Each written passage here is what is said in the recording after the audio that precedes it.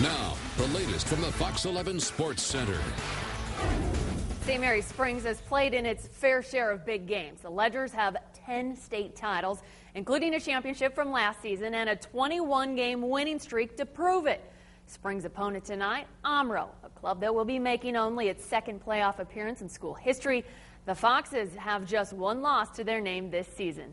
To Omro we go for our Fox 11 game of the week. The Ledgers up a score in the second quarter. On 4th and 1, they go for it. Jacob Schultz takes the rock and takes off for the 36-yard score, 14-0 Springs. Now 14-6 Ledgers. Foxes rallying behind their quarterback, Ryan Winsky. He has more than 900 yards on the ground, add 21 more yards as he plunges into the promised land. More from Winsky. The kid just breaks tackles like nobody's business. Omro pulls the upset. The Foxes win 27-24. Ashwaubenon's defense is taking pressure off its offense with a big win over Bayport last week. The 7-0 Jags took sole possession of first place in the FRCC.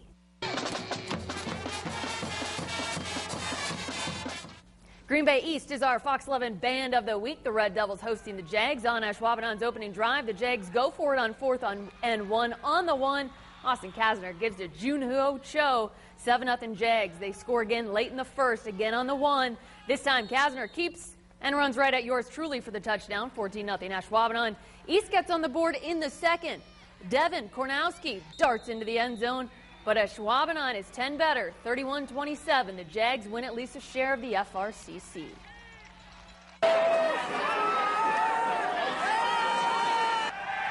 The Manitowoc Ships are Fox 11 fans of the week. They were at home hosting Bayport. Ships sailing on their opening drive. Tanner Dixon finds Cody Strong. 15-yard strike makes it 7-0 Manny.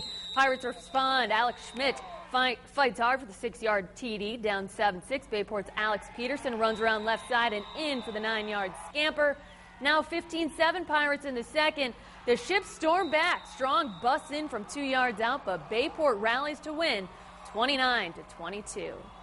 After dropping its first game of the season, Kimberly has been on a tear. Since then, the Papermakers are averaging nearly 47 points per contest, and yet they can't find any separation in the FVA. Kimberly, Appleton North, and Menasha are all tied at 6-1. The Papermakers pairing up with Appleton East. Pick it up in the first quarter. Kimberly by 7. Appleton East looking to answer as Eric Schultz breaks off this nice 32-yard run, but the Pats' drive would stall in the second. Papermakers QB Austin Rogers keeps it himself and finds a lane around the right side, rumbling for 19 yards. Then they give it to their big guy. Kevin Coonan punches it in for the score, and Kimberly shuts out Appleton East 43-0.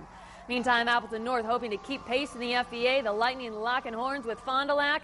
Some trickery here from the Cardinals. Logan Will takes the snap, but he's not punting. He finds a hole up the middle and hoofs it 18 yards for the first down. The fake punt pays off as Charles Moore makes the grab in the end zone. But the night belonged to the Lightning. Appleton North keeps pace in the FVA, winning 28-7. In the OP Small, it doesn't get any bigger than this. Just 8 miles separate Brillion and Hilbert. The Lions are unbeaten. The Wolves have one loss, a conference title, a top seed in the postseason, and a rivalry. All are in play. Pick up the play late in the second quarter. Hilbert looking for a late TD, but Braden Haymauer's pass is intercepted by Brillion's James Van Thiel. The Lions defense keeps at it again here as Haymauer rolls out looking for the receiver, but he is taken down by the Brillion defender for the sack.